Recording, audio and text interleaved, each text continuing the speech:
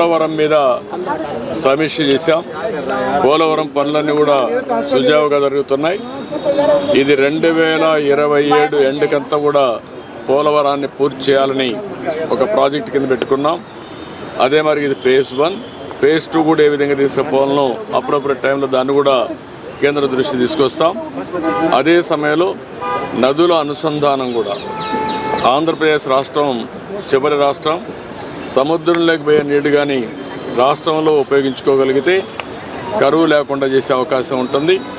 దానికి కూడా ఏదైతే పోలవరం నుంచి బనకచెర్ల వరకు ఏ విధంగా తీసుకుపోవాలి దీనికి కేంద్ర సహకారం అడిగాను. ఈ 2 ప్రాజెక్టులు అధ్యయనం చేస్తున్నారు, తొందరలో వస్తారు.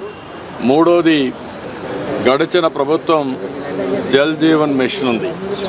జల్ జీవన్ మిషన్లో గ్రామీణ ప్రాంతాల్లో ప్రతి ఒక్క ఇంటికి సురక్షితమైన మంచినీళ్లు, అది కూడా రిజర్వాయర్లను తేవాలని చెప్పి చాలా స్పష్టంగా పెట్టారు. దేశం అంతా బ్రహ్మాండంగా ఉపయోగించుకున్నారు. ఆంధ్రప్రదేశ్ రాష్ట్రంలో 1% కూడా ఉపయోగించుకోలేని పరిస్థితికి వచ్చారు. దీనివల్ల 27,000 కోట్ల రూపాయలు శాంక్షన్ చేయించి అది కూడా బోర్ల ద్వారా నిండిస్తామనే పరిస్థితికి వచ్చారు. దీనివల్ల చాలా నష్టం వచ్చింది. ఒక యూపీలో ఇప్పటికే 52,000 కోట్ల రూపాయలు జల్ జీవన్ మిషన్లో ఖర్చు పెట్టారు. కొన్ని రాష్ట్రాల్లో పెద్ద ఎత్తున ఖర్చు పెట్టారు.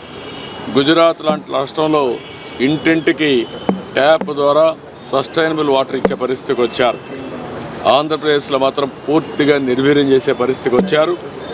అయితే ఇటీవల కేంద్రం ఏదైతే ఈ స్కీమ్ ఉందో దీన్ని రివైజ్డ్ గైడ్ లైన్స్లో 2028కి పూర్తి చేయడానికి ముందుకు వచ్చారు. అంటే ఆ రోజు శాంక్షన్ అయిన డబ్బులు మాత్రం ఇస్తామని. దానివల్ల ఆంధ్రప్రదేశ్ రాష్ట్రానికి 27,000 కోట్లే వస్తుంది. ఇంకొక 54,000 కోట్లు కావాలి. అది స్కీమ్లో కూడా లేదు. ఇప్పుడు దాని మీద కూడా కేంద్రంతో సంప్రదించాల్సిన అవసరం ఉంది. ఈ 27,000 కోట్లకు డిపిఆర్స్ తయారు చేసి ముందు శాంక్షన్ చేయించుకోవడం, మిగిలిన ప్రాంతాలకన్నిటికీ మళ్ళీ కేంద్రాన్ని ఒప్పించి, ఇది దేశం అంతా కూడా ఉపయోగించే ప్రాజెక్ట్ కాబట్టి ఆంధ్రప్రదేశ్ రాష్ట్రం ఒకటే కాదు, దాన్ని కూడా ఫాలో అప్ చేస్తాం.